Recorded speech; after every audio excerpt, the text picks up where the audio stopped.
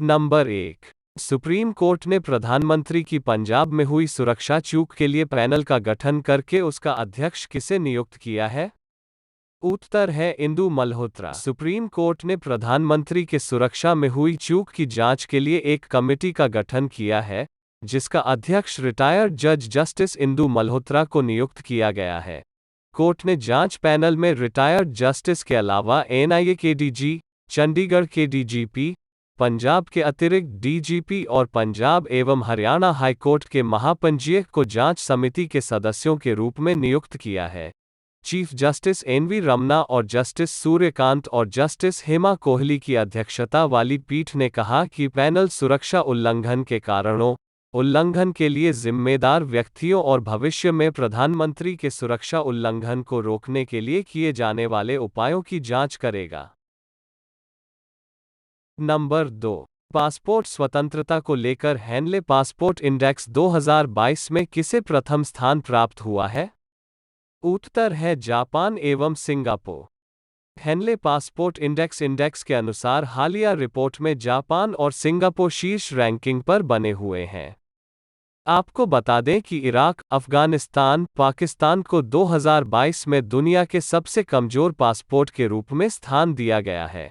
Henley passport index (HPI) अपने सामान्य passport धारकों के यात्रा स्वतंत्रता के अनुसार दुनिया भर के देशों की वैश्विक रैंकिंग है। यह दुनिया के 199 पासपोर्टों के लिए रैंकिंग प्रदान करता है, जिनके धारक वीजा मुक्त यात्रा कर सकते हैं।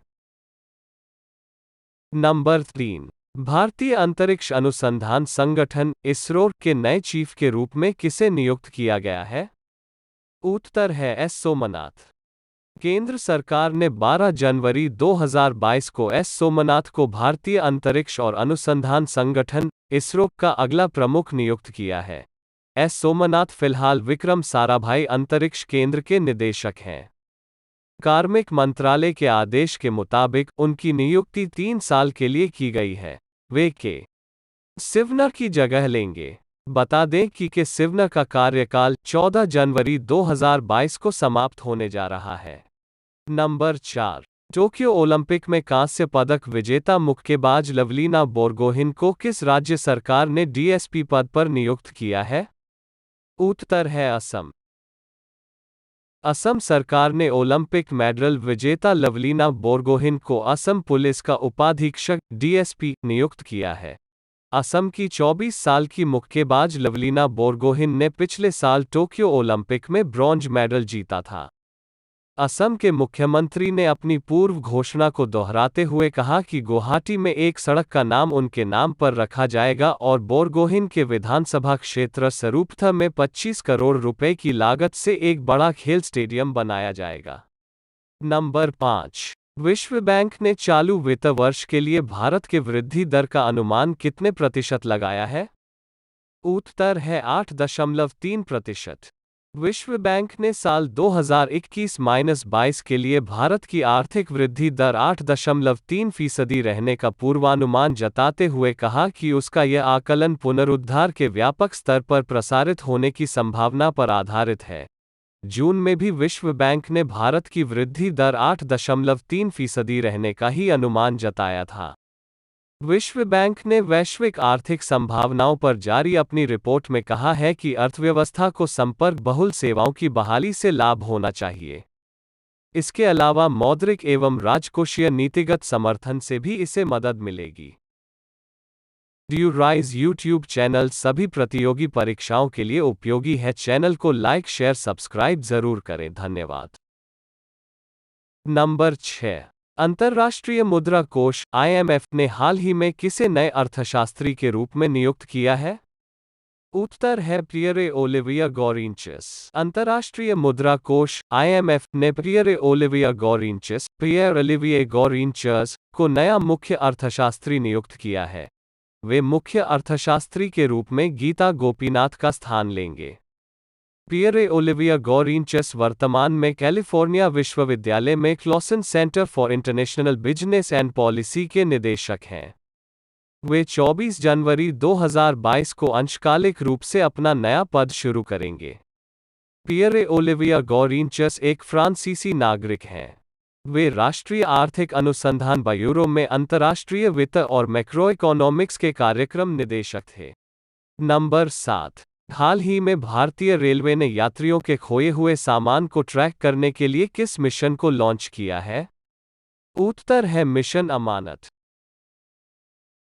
पश्चिम रेलवे वेस्टर्न रेलवे ने रेलवे प्रोटेक्शन फोर्स आरपीएफ के साथ मिलकर मिशन अमानत की शुरुआत की है। इस मिशन के तहत यात्री अपने खोए हुए सामान को आसानी से ट्रैक करके वापस पा सकेंगे। इस नियम के तहत यात्रियों के साथ उनके सामान की सेफ्टी और सिक्योरिटी भी तय हो रही है। पश्चिम रेलवे की तरफ से इस बारे में ट्वीट करके जानकारी दी गई कि खोया हुआ सामान वापस पाना और आसान बनाने के लिए पश्चिम रेलवे के आरपीएफ ने नई पहल की है। नंबर 8। आंध्र प्रदेश सरकार ने अब कर्मचारियों की रिटायरमेंट एज को 60 साल से बढ़ाकर कितने वर्ष कर दिया है?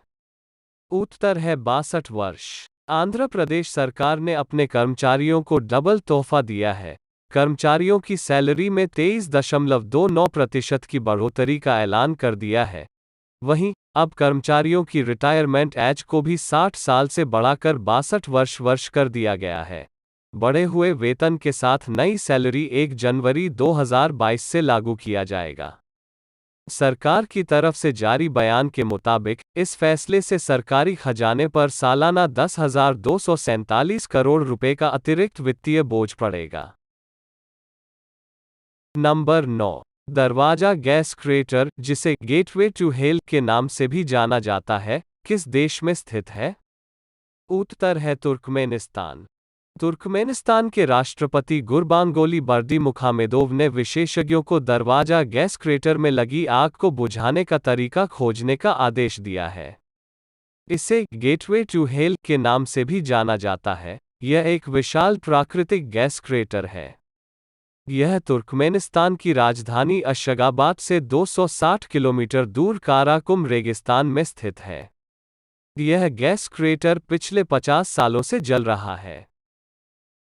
नंबर 10। हाल ही में खबरों में रहा पश्चिमी विक्षोभ किससे संबंधित है? उत्तर है मौसम विज्ञान। पश्चिमी विक्षोभ भूमध्यसागरीय क्षेत्र में उत्पन्न होने वाला एक अतिरिक्त उष्णकटिबंधीय तूफान है। इसके कारण भारतीय उपमहाद्वीप के उत्तरी भागों में सर्दियों की बारिश होती है। भारतीय मौसम विज्ञान विभाग (IMD) ने उत्तर पश्चिमी भारत को प्रभावित करने के लिए एक तीव्र पश्चिमी विक्षोभ की भविष्यवाणी की, जिससे वर्षा शुरू हो गई।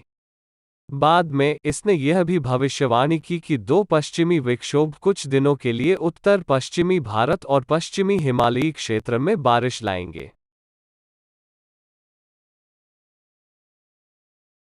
नंबर 11। भारतीय ऐतिहासिक अनुसंधान परिषद (ICHR) किस केंद्रीय मंत्रालय के तहत एक स्वायत्त निकाय है? उत्तर है शिक्षा मंत्रालय। भारतीय ऐतिहासिक अनुसंधान परिषद केंद्रीय शिक्षा मंत्रालय के तहत एक स्वायत्त निकाय है। प्रोफेसर रघुवेंद्र तंवर को हाल ही में 3 साल की अवधि के लिए या अगले आदेश तक भारतीय ऐतिहासिक अनुसंधान परिषद (ICHR) के अध्यक्ष के रूप में नियुक्त किया गया है। इस परिषद का उद्देश्य ऐतिहासिक शोध को दिशा देना और इतिहास के वस्तुनिष्ठ और वैज्ञानिक लेखन को प्रोत्साहित करना है।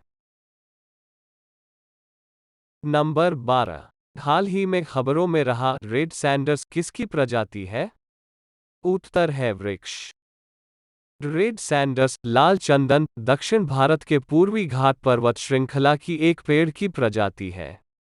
यह पेड़ को हाल ही में international union for conservation of nature (IUCN) red list में संकटग्रस्त श्रेणी में वापस वर्गीकृत किया गया है। आंध्र प्रदेश के चित्तूर, कड़पा, नंद्याल, नेल्लौर, प्रकाशम जिलों में पाई जाने वाली इस प्रजाति का मूल्यांकन संकटग्रस्त के रूप में किया गया है। नंबर 13। हाल ही में खबरों में रहा इबोनिया रामायण की तरह का संस्करण किस देश में पाया जाता है? उत्तर है मैडागास्कर। भारतीय कवि और राजनयिक अभय के ने पाया है कि मैडागास्कर का इबोनिया अपने भव्य कथानक में भारतीय महाकाव्य रामायण से मिलता जुलता है।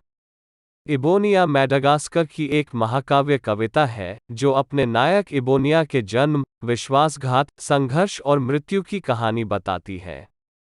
संस्कृत और मालगासी भाषा के बीच 300 से अधिक समान शब्द हैं।